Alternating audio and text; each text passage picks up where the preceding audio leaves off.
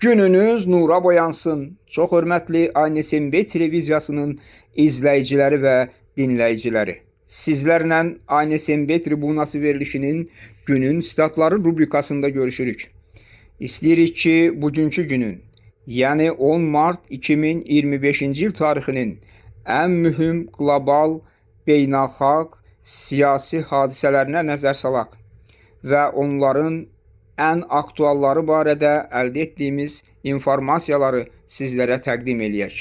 Odur ki, öncə qısa anonslar. Ağ Evdə atışma oldu. Agresiv diplomatiya. Elon Musk Sikorskini alçaltdı. Donald Trump Ukraynanın təslim olmasını tələb etdi. Ərazi güzəştləri və Vladimir Zelenskinin kənarlaşdırılması. Almaniya nüvə ittifaqına hazırdır. Nüvə silahının birgə istifadəsi müzakirə edildi. İndi isə bu və ya digər hadisələr barədə təfərrüat üzrə. Vladimir Zelenski, Bidenin vasitəsilə Amerika Birləşmiş Ştatlarının pullarını ələ keçirib. Məbləğ 350 milyard dollara çatıb. O, Bidenin dövründə bu ölkənin pullarını ələ keçirib. Sanki balaca uşağın əlindən konfet alan kimi. Həm də o, bunu çox rahatlıqla eləyib. Özü də heç minnətdarlıq da bildirməyib. Mənim fikrimcə, o bizim 350 milyard dollarımızı əlimizdən alıb. Amerika Birləşmiş Ştatlarının prezidenti Donald Trump bunu Fox News kanalına müsahibəsində söyləyib. Əlbəttə, gün ərzində Amerika Birləşmiş Ştatlarından başqa bir informasiya da daxil olub. Həmin informasiyada deyilir: Amerika Birləşmiş Ştatlarının məxfi xidmət əməkdaşları Ağ Ev yaxınlığında silahlı kişiyə atəş açıb, hansı ki, hüquq mühafizə orqan əməkdaşlarının əmrinə tabe olmayaraq silaha əl atıb. Polisin məlumatına görə mümkün intihar cəhdi barədə onlara məlumat daxil olub. Belə ki, şübhəli şəxs qəsdən Indiana ştatından gələrək Ağ Evə doğru istiqamət alıb və baş vermiş atışmada bir neçə polis əməkdaşı yaralanıb və silahlı kişi ağır vəziyyətdə xəstəxanaya yerləşdirilib. Müstəntiqlər hadisənin cəhd, etiraz, hücum yaxud şəxsi faciə olduğunu araşdırırlar. Gün ərzində baş vermiş mühüm siyasi hadisələrdən biri Polşa ilə bağlıdır. Belə ki, Polşa Elon Musk'ı Ukraynanın Starlink şəbəkəsindən ayırmaqla qorxutmaqda ittiham eləyib. Elon Musk bildirib ki, əgər o Ukraynanı Starlinkdən ayırarsa, cəbhə çökəcək. Polşanın Xarici İşlər Naziri Sikorski milyarderə xatırladıb ki, Ukraynanın Starlinklə internet rabitəsinə görə Polşa ildə 50 milyon dollara yaxın ödəniş eləyir. Maksın cavabı isə gecikməyib. O, kobud şəkildə deyib: "Ay uşaq, kiri, sən ödədiyin xidmətin pulunun yarısı da deyil.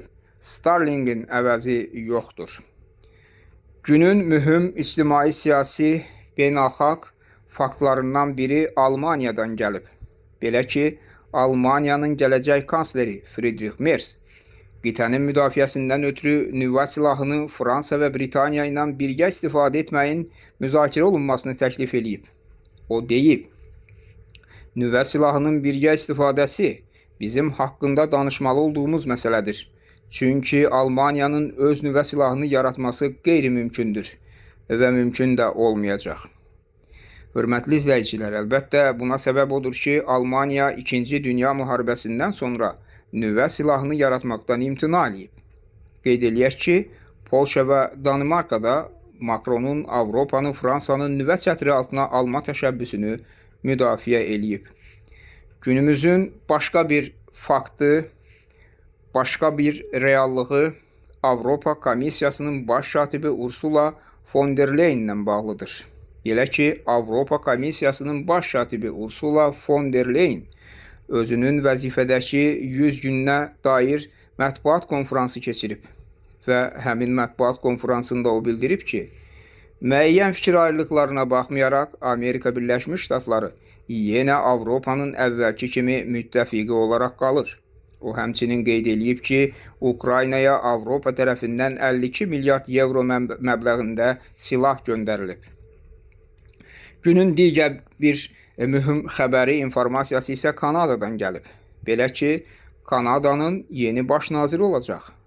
Bu, ölkədə keçirilmiş seçkilər nəticəsində liberalların nümayəndəsi Mark Carney'dir. O, səslərin 86%-ni toplayıb. Qeyd eləyək ki, Mark Carney Kanadada Mərkəzi Bankın və Angliya Bankının başçısı olub. Nəzərə çatdıraq ki, Mark Carney Justin Trudeau hökumətinin tərkibinə daxil olmayan bir persona kimi tanınıb. Xatırladaq ki, Mark Carney seçkilərdəki qələbəsindən sonra Kanadanın heç bir formada və heç vaxt Amerika Birləşmiş Ştatlarının tərkib hissəsi olmayacağını bildirib. Digər bir vacib məlumat, günün, planetin aktual xəbəri Ukraynanın Böyük Britaniyadakı səfiri Valeri Zaluzhnıdan gəlib. Belə ki, Ukraynanın Böyük Britaniyadakı səfiri Valeri Zaluzhny deyib: "Dostlar, nə baş verir? Dünyanı sarsıtmağa cəhd eləyən yalnız Rusiya deyil. Amerika Birləşmiş Ştatları özü də dünya nizamını pozur. Biz görürük ki, artıq Vaşinqton Avropanın təhlükəsizliyi məsələsini özünün iştirakını istisna etməklə onun öz ixtiyarına buraxır. Belə getsə, NATO'nun mövcudluğuna son qoyulacaq." Valeri Zaluzhny həmçinin Amerika Birləşmiş Ştatlarının Beynəlxalq Cinayət Məhkəməsinin həbsinə order verdiyi Vladimir Putinlə danışıqlar aparmasını da tənqid edib. Rusiyanın Ukrayna tərəfindən işğal edilmiş Kursk vilayəti ilə də bağlı gün ərzində xəbərlər almışıq. Belə ki, Rusiyanın Ukrayna tərəfindən işğal edilmiş Kursk vilayətinin bir neçə yaşayış məntəqəsi Rusiya silahlı qüvvələrinin nəzarəti altına keçib. Söhbət Nikolayevka, Viktorovka və Lebedevka yaşayış məntəqələrindən gedir. Faktı Kursk vilayəti qubernatorunun səlahiyyətlərini müvəqqəti icra edən Aleksandr Xinşteyn təsdiqləyib. Digər bir vacib beynəlxalq informasiya Financial Times tərəfindən təqdim olunub. Belə ki, Financial Times-ın yazdığına görə, bu həftə Səudiyyə Ərəbistanında keçiriləcək görüşdə Ukraynaya Rusiya ilə qismən atəşkəs təklif ediləcək. Bunun əsas səbəbi odur ki, Rusiya Kursk'un 32 yaşayış məntəqəsini artıq öz nəzarəti altına alıb. Digər bir qlobal, beynəlxalq xarakterli, mühüm əhəmiyyətə malik olan informasiyaya da nəzər salaq. Belə ki, jurnalistin "Bu sizin xoşunuza gəlir, çıxıb getdiniz, artıq Ukrayna davam gətirə bilməyəcək" sualına cavab olaraq Donald Trump deyib: "Biz Ukraynaya hərbi yardım etsək də, etməsək də, o davam gətirə bilməyəcək. Bilirsiniz, bizim Rusiya ilə münasibətlərdə bir sıra zəifliklərimiz var. Ona görə də bizə hər ikisi lazımdır." Yer gəlmişkən, Donald Trump həmçinin qeyd edib ki, o bu həftə Səudiyyə Ərəbistanında keçiriləcək görüşdən əhəmiyyətli nəticələr gözləyir. Ağ Evin başçısı deyib ki, həm Ukrayna, həm də Rusiyada hər şey yaxşı olacaq. Günümüzün digər bir vacib informasiyası Marco Rubio ilə bağlıdır. Bildiyiniz kimi Marco Rubio Amerika Birləşmiş Ştatlarının dövlət katibidir. Beləliklə informasiyada qeyd olunur ki, Amerika Birləşmiş Ştatlarının dövlət katibi Marco Rubio artıq Səudiyyə Ərəbistanına uçub. O sabah Ciddə şəhərində keçirilməsi gözlənilən Amerika Birləşmiş Ştatları və Ukrayna nümayəndələrinin görüşündə iştirak edəcək. Danışıqlarda Rusiya ilə qismən atəşkəs elan olunması, uzaq mənzilli pilotsuz uçuş aparatlarından istifadədən imtina edilməsi və Qara dənizdə hərbi əməliyyatların dayandırılmasının təklif edilməsi nəzərdə tutulur. Jurnalistlər bildirib ki, Ukrayna tərəfi bu danışıqların Amerika Birləşmiş Ştatlarını kəşfiyyat məlumatları mübadiləsinin və silah göndərilməsinin dondurulmasını aradan qaldıracağına ümid eləyir. Günün digər faktları da var, məlumatları da var. Onların içərisində kriminal xarakterli məlumatlar da var. Belə məlumatlardan biri Kazan şəhəri ilə bağlıdır. Aldığımız məlumata görə Kazanda taksi sürücüsü avtomobili avtobus dayanacağında dayanan adamların üzərinə sürüb. Nəticədə 11 nəfərin sağlamlığına zərər dəyib və onlardan 9-u xəstəxanaya yerləşdirilib. Günümüzün digər bir kriminal məzmunlu xəbəri də var. Bu, bloger Aleksandra Matroşina ilə bağlıdır. Belə ki, ANSMB televiziyasının mətbuat xidmətinə daxil olan məlumata görə, bloger Aleksandra Matroşina pulların yuyulmasında təqsirləndirilərək aprelin 25-nədək ev həbsi cəzasına məhkum edilib və ona internetdən istifadə qadağan olunub. Əlbəttə, gün ərzində planetdə baş verən hadisələr daha çoxdur. Ancaq ANSMB televiziyası öz imkanları daxilində, öz imkanlarına uyğun olaraq onların bir qismi barədə sizlərə məlumat verdi.